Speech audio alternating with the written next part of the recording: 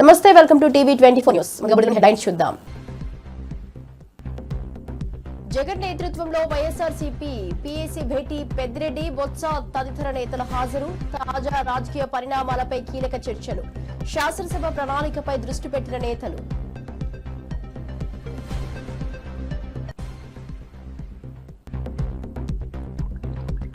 కాకానిపై 15 కేసులు కుట్రగా బనాయించారన్న చంద్రశేఖర్ ఆరోపణ. హెలికాప్టర్ అనుమతిపై కేంద్రంపై మండిపాటు, అనుమతి ఇచ్చిన అనేక ఆంక్షలపై విమర్శలు. ఇది దేశంలోని దురాచారానికి ఉదాహరణ అన్న ఎంపీ.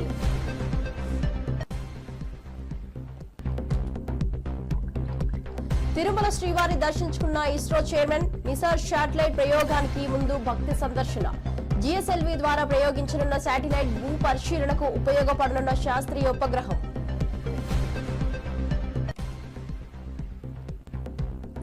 పుంగోల్ టౌన్షిప్ సందర్శించిన మంత్రి Narayana. Singapore echo town model గా అభివృద్ధి యత్నం. అమరావతి నిర్మాణానికి కొత్త మార్గదర్శకాలు. గ్రీన్ మొబిలిటీపై అధ్యయనంలో పాల్గొన్న మంత్రి.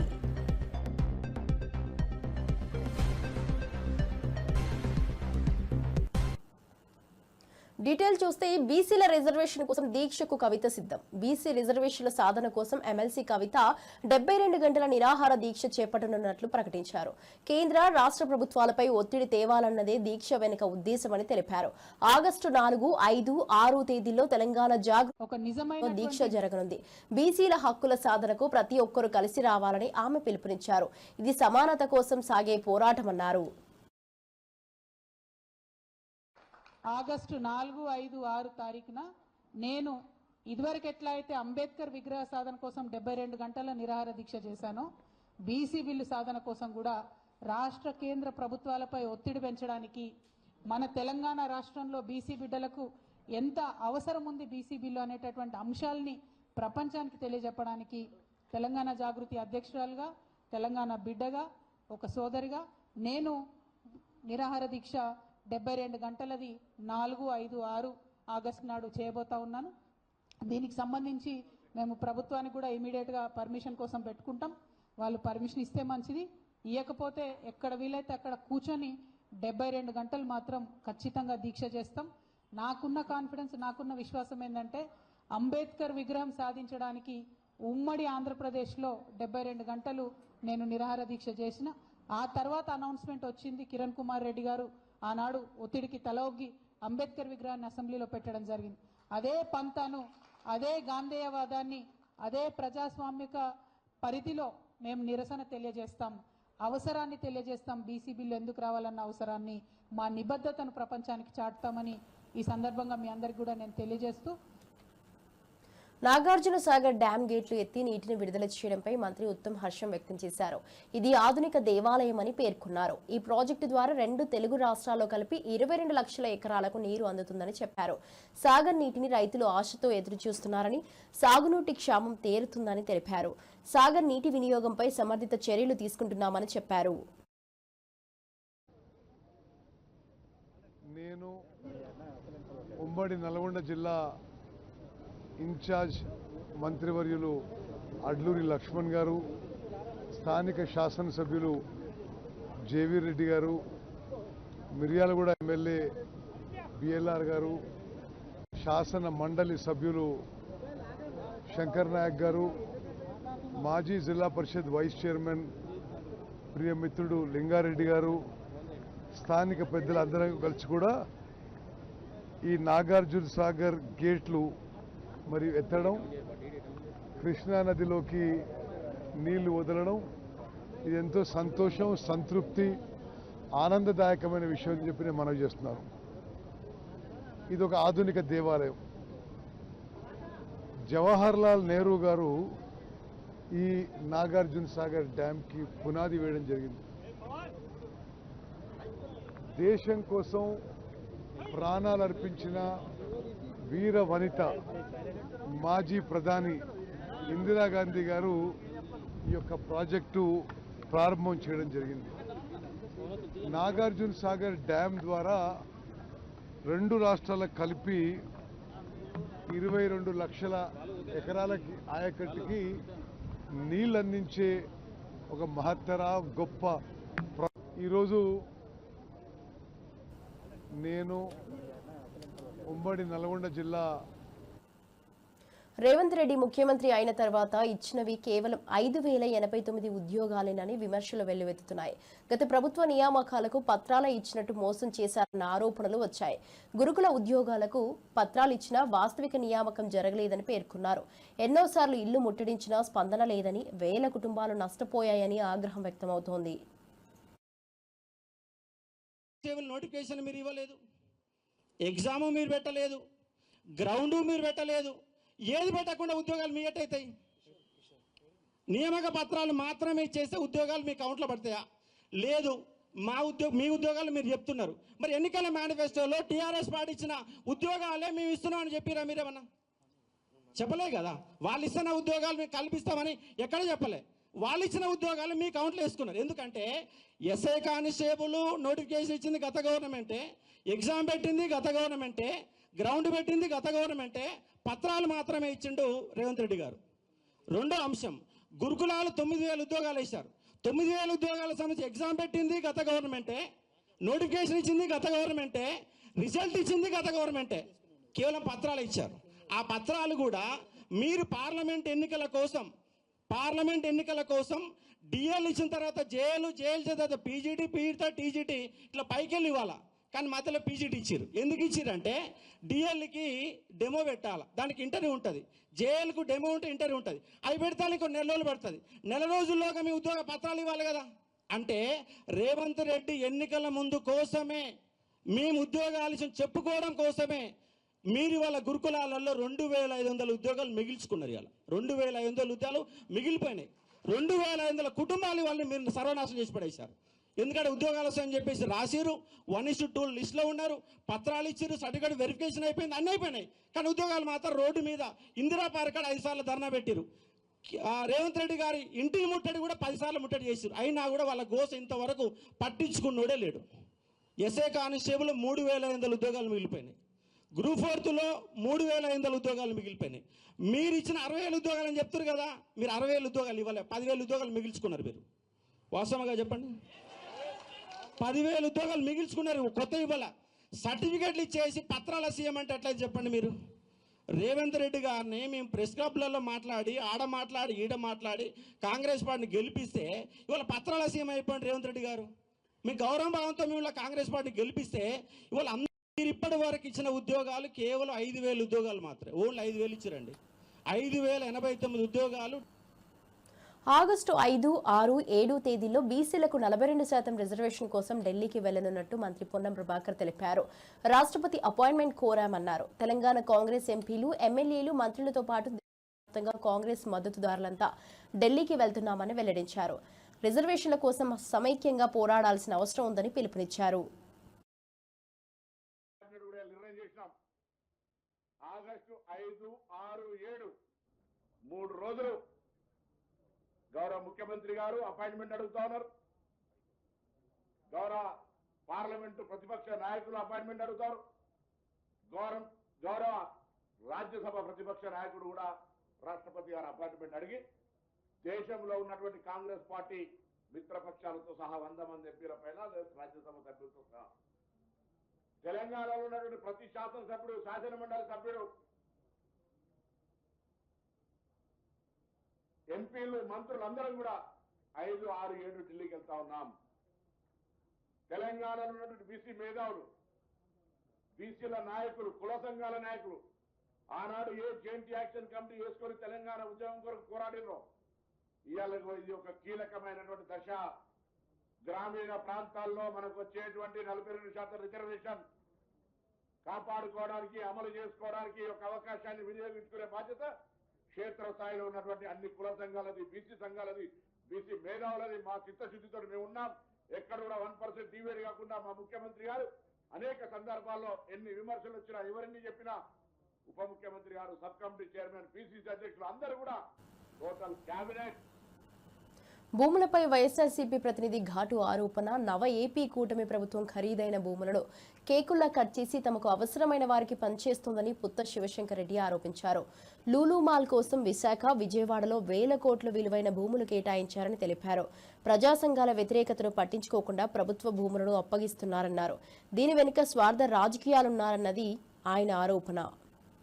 లూమాల్ చైర్మన్ యూసఫ్ అలీ జస్ట్ చంద్రబాబు నాయుడు గారికి మాట్లాడి ఒకసారి కౌగిలించుకుంటానే ఆయన మీద ఎనలేని ప్రేమతో కనీసం ఆర్ఎఫ్పి రిక్వెస్ట్ ఫర్ ప్రపోజల్ కూడా రాకముందే విశాఖపట్నంలో ఉన్నటువంటిది బీచ్ రోడ్డులో హార్బర్ పార్కులో ప్రధానమైనటువంటి ఆ యొక్క భూమిని దాదాపు 14 ఎకరాల భూమిని 2,000 కోట్ల రూపాయలు ఈ రోజు పెడితే హార్బర్ పార్కులో దొరకనటువంటి అటువంటి ల్యాండ్ బ్యాంక్ని, అదేవిధంగా విజయవాడలో నడిబోటున బందర్ రోడ్డు సంబంధించిన ఆర్టీసీ ఓల్డ్ బస్టాండ్ దగ్గర 4.25 ఎకరాలు అంటే దగ్గర 1,000 కోట్ల రూపాయలు ఉన్నటువంటి ఆ భూమిని ఒక లూలు ప్రైవేట్ మాలోడికి కట్టబెట్టడం అనేటువంటిది జనాలందరూ కూడా విస్తుపోతున్నారు.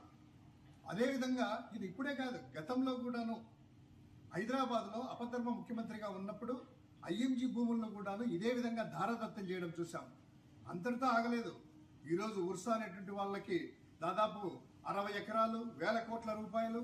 అంతెందుకండి, ఇక్కడే మన బాలశౌరి గారి వారికి సంబంధించినటువంటిది దగ్గర 115 ఎకరాలు. ఈరోజు చూసాము లేటెస్ట్గా మన పార్థసారికి సంబంధించిన 600 కోట్ల రూపాయలు విలువ చేసే భూమి 845 ఎకరాలు దారాదత్తం చేయడానికి 25 ఏళ్లకు ముందుకు వచ్చారు. అంటే ఇప్పుడు అనుకుంటున్నాం, ఇప్పుడు లూలుమాల్ ఉంది. లూలుమాల్ అనేటువంటిది హైదరాబాద్ కేరళలో కూడా పెట్టారు.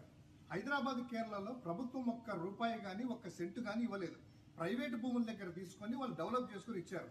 సరే ఈ రోజు ఏం చెప్తున్నారు, లూలుమాల్ వస్తే ఇది వస్తుందని. లూలుమాల్ అనేటువంటిది ఒక కమర్షియల్ కాంప్లెక్స్. ఇప్పుడు విజయవాడలో డిమార్ట్ లేకపోతే పీవీపీ ఐనాక్స్ ఇటువంటి ఉన్నాయి కదా, ఇటువంటి వాటి వల్లే అది కూడా ఒక కమర్షియల్ కాంప్లెక్స్.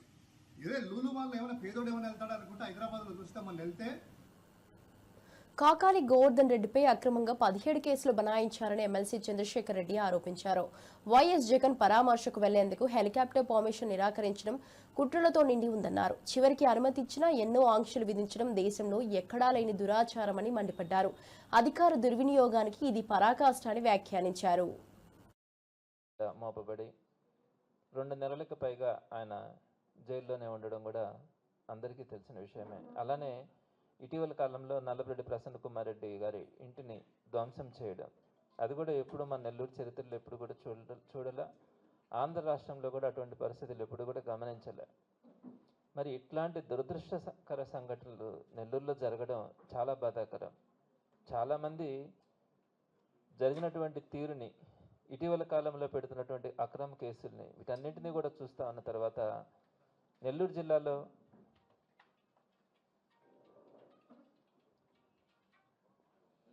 ఇచ్చినటువంటి నిర్లక్ష్యం కానీ, హెలిప్యాడ్ ఇవ్వకుండా చేసినటువంటి తీరు అందరికి కూడా తెలిసిందే.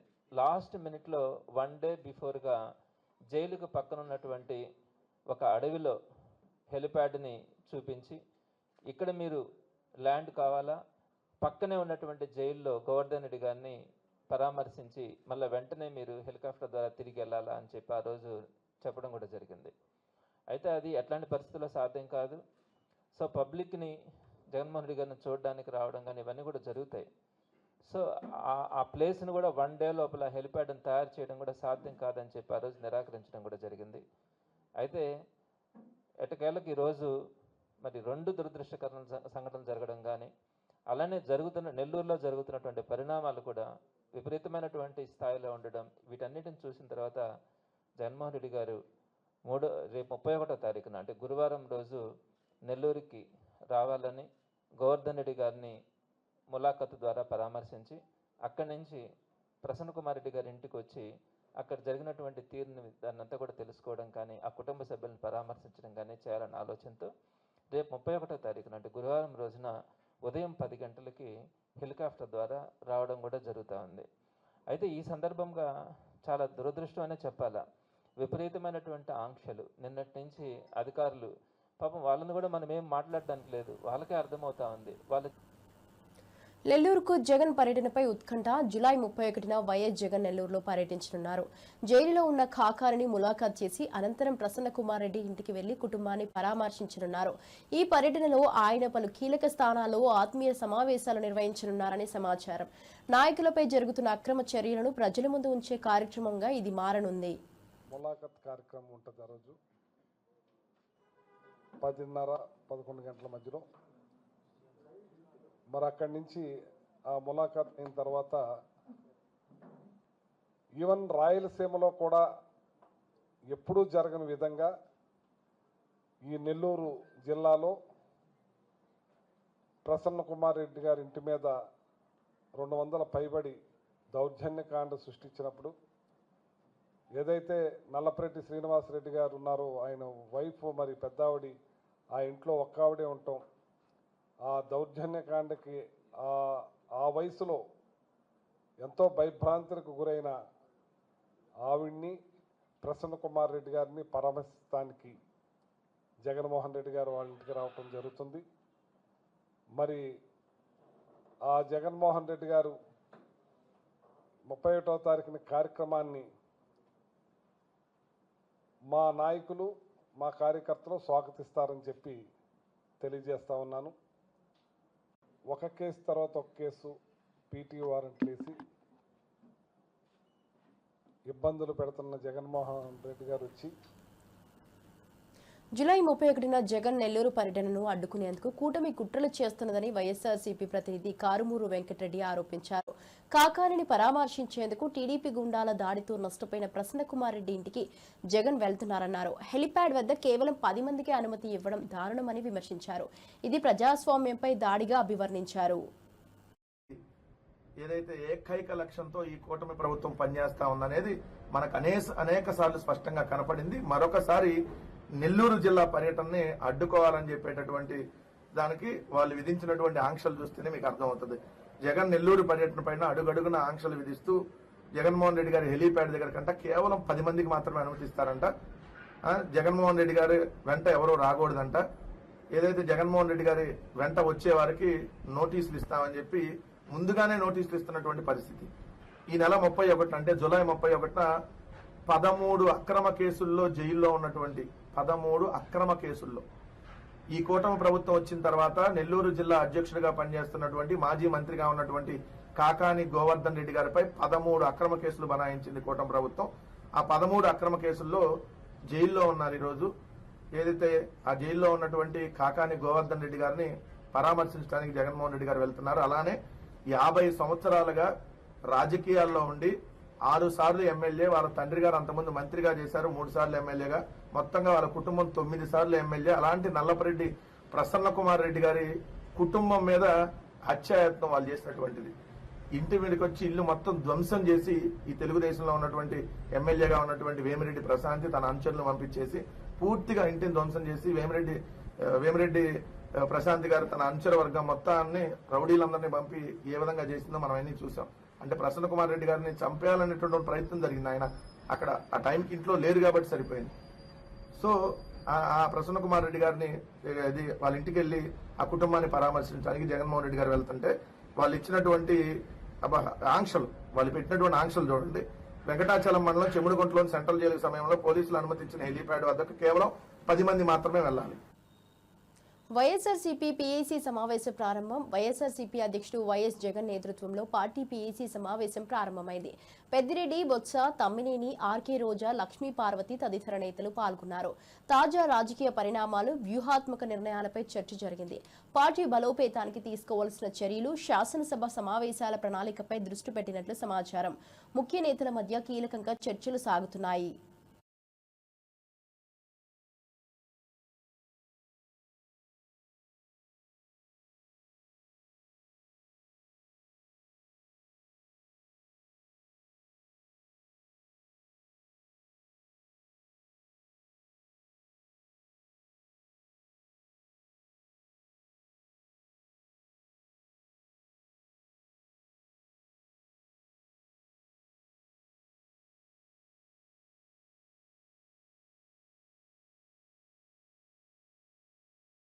ఒక యాప్ రిలీజ్ చేయబోతున్నాం. రాష్ట్రంలో ఎక్కడైనా కానీ, ఎవరికైనా కానీ, ఏ అధికారితో అయినా కానీ హరాస్మెంట్కి ఎవడైనా లోన్ అయితే ఆ యాప్ లేకపోయి యాప్ అడిగే క్వశ్చన్, నీకు ఏ రకంగా అన్యాయం జరిగింది అని ఫలాని అధికారి నన్ను ఫలాని రకంగా ఫలాని వాడి ఇన్ఫ్లుయెన్స్లో నన్ను అన్యాయంగా నా మీద కేసు పెట్టి నన్ను చిత్రహింస పెట్టినాడు అని చెప్పి ఎవడైనా కూడా యాప్ ద్వారా ఆ అధికారి పేరు దగ్గర నుంచి ఆయనకు జరిగిన ఏ పరిస్థితుల్లో ఆయన ఏ రకంగా ఇబ్బంది పడ్డాడు అనేది ఆయన చెప్పచ్చు. ఆయన దగ్గర ఏదైనా ఆధారాలు ఉంటే ఆ ఆధారాలు కూడా ఆయన అప్లోడ్ చేసే ఫెసిలిటీ కూడా కల్పిస్తూ ఉన్నాం. సో ఇంకో బటన్ నొక్కితే ఆయన కావాల్సిన ఆయన దగ్గర ఉన్న ఆధారాలు ఏదైనా ఉంటే ఆధారాలు కూడా ఆయన అప్లోడ్ చేయొచ్చు. ఆటోమేటిక్లీ ఆ కంప్లైంట్ మన డిజిటల్ లైబ్రరీలోకి వచ్చేస్తుంది. ఆ యాప్ ద్వారా మన డిజిటల్ లైబ్రరీ మన దగ్గర ఉన్న మన సర్వర్లలోకి మన డిజిటల్ లైబ్రరీలోకి వచ్చేస్తుంది. రేపొద్దున మనం ముఖ్యమంత్రి అయిన తర్వాత ఆ డిజిటల్ లైబ్రరీ మనం ఓపెన్ చేస్తాం. రేపొద్దున ఎవరికి రాష్ట్రంలో ఏ కార్యకర్తకైనా ఎవరికైనా కూడా ఎటువంటి అన్యాయం జరిగినా ఏ అధికారి వల్ల అన్యాయం జరిగినా వాళ్ళ పేరు ఏ రకంగా అన్యాయం చేసినాడు ఎవరి ప్రోద్బలంతో అన్యాయం చేసినాడు ప్లస్ నెక్స్ట్ బటన్ మీ దగ్గర ఏమైనా సాక్ష్యాలు ఏమైనా ఉంటే ఏమైనా అప్లోడ్ చేయాలనుకుంటే చేయండి. వీడియోలు కానీ నీకు ఇంకా వేరే సాక్ష్యాలు కానీ ఏమైనా ఉంటే మీ దగ్గర ఉంటే మీరు చేయండి. సో అవి కూడా ఒక అవకాశం. అవన్నీ ఆటోమేటిక్లీ మన సర్వర్లలో మన డిజిటల్ లైబ్రరీలోకి వెళ్ళిపోతుంది.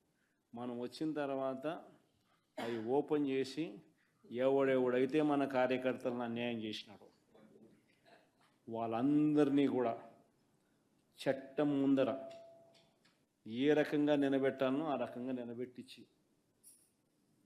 అందరినీ కూడా సినిమా చూపించే కార్యక్రమం మాత్రం జరుగుతుంది. వాళ్ళు చేసినవన్నీ కూడా వడ్డీతో సహా ఏదైతే నువ్వు ఎత్తుతున్నావో అదే పండుతుంది. ఎక్కడో కూడా మనం అన్యాయం చేయడం లేదు. ఏదైతే మీరు ఎత్తినారో అదే రేపొద్దున పండుతుంది. చక్కెర వడ్డీతో సహా చెల్లించే పరిస్థితి వస్తుంది. అదొకటి ఖచ్చితంగా నెక్స్ట్ 10 రోజుల్లో రిలీజ్ చేయబోతున్నాం. బాబు ష్యూరిటీ మోసం గ్యారంటీ అని ఏదైతే ప్రోగ్రాం జరుగుతూ ఉందో దాంట్లో మీరంతా కూడా ఇంకా అంత ఎక్కువ ఇన్వాల్వ్ కావాలి.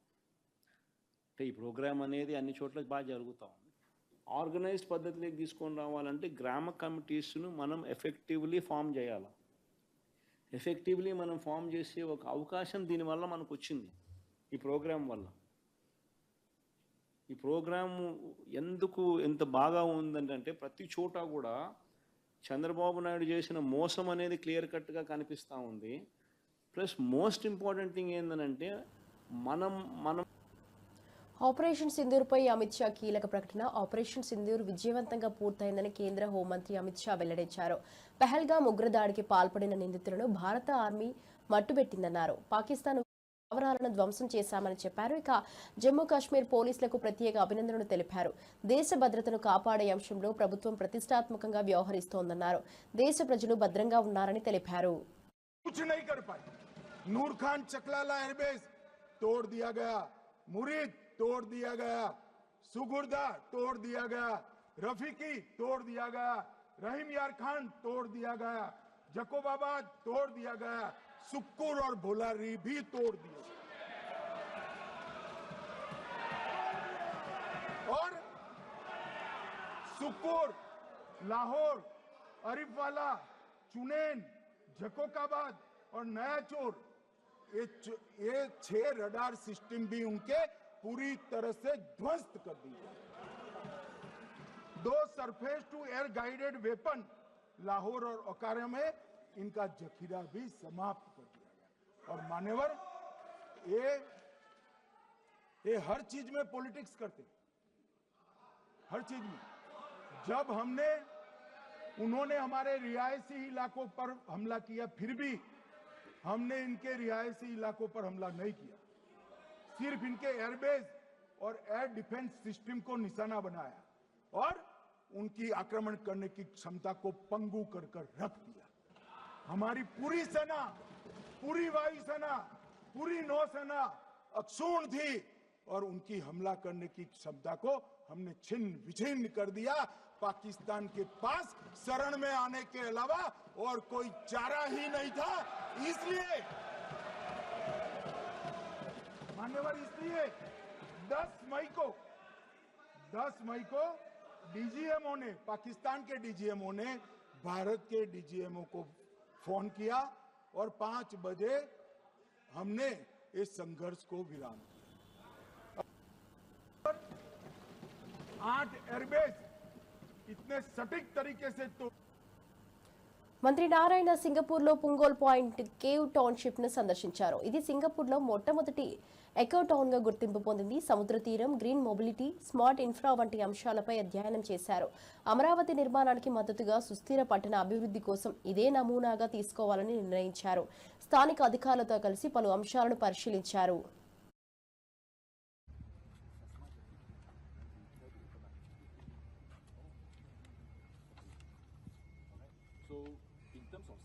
Cutting this way, we have a full basement, and even in the basement we allow light to come in. We're going to see some of this opening. That would rely lesser on mechanical ventilation, lighting, okay, by opening up. Right? Likewise here. This is the database. You want that truck? Yeah. Yes. This. Coordination issues. There are 2 wings to every block.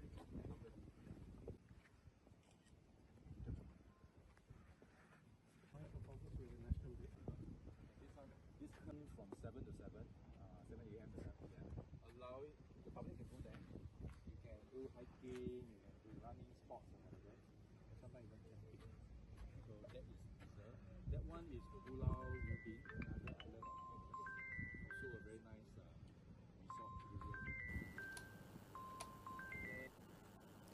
శ్రీవారిని దర్శించుకున్న ISRO chairman వి నారాయణ్ తిరుమల శ్రీవారిని దర్శించుకున్నారు. NASA, ISRO సంయుక్తంగా రూపొందించిన missile satellite GSLV Mark II ద్వారా ప్రయోగించనున్నారు. ఇది 12 రోజుల్లో భూమిని చుట్టేస్తోంది.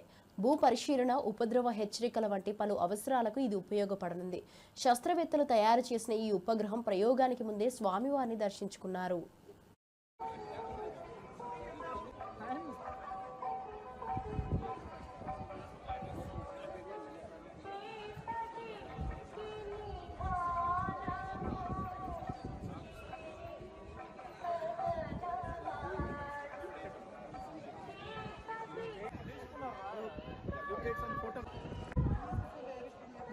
Have an important launch. We are going to have a satellite called NISR, NASA ISRO Synthetic Aperture Radar Satellite. This satellite, there are 2 important payloads. There is a S-band synthetic aperture radar payload and a L-band synthetic aperture radar payload. S-band SAR is realized by ISRO, L-band SAR is realized by JPL USA, and there is a 12-meter unfurlable antenna, and the satellite is totally built by ISRO. Satellite is built by ISRO, and the rocket is the GSLV Mark II rocket, GSLV F-16 rocket. So this launch is targeted tomorrow evening 5:40, and this satellite is going to be useful for Earth observation, disaster warning and mitigation. So multiple applications this satellite is going to be useful, and this satellite will cover the entire globe once in 12 days. It will continuously cover the entire globe, and the data will be utilized by the global community for the welfare of the global community. Gaganyaan is our program to take Indians in our Indian rocket with Indian technology from Indian soil, take it to space, stay there for a few days, come back safely, bring them back to Indian shore, and that is the first primary objective of Gaganyaan. That is the stepping stone for our future manned space program, so that Indians will populate the solar system. They go to moon or even beyond. This is the beginning. So we are developing, the technologies are all developed. We are now qualifying the technology. We will have 3 unmanned flights prior to having the crewed flight. And the 4 crew astronauts have been selected. They are also getting ready for the mission. ఇవి ఇప్పటివరకు నా bulletin update చూస్తూనే ఉండండి TV 24 news.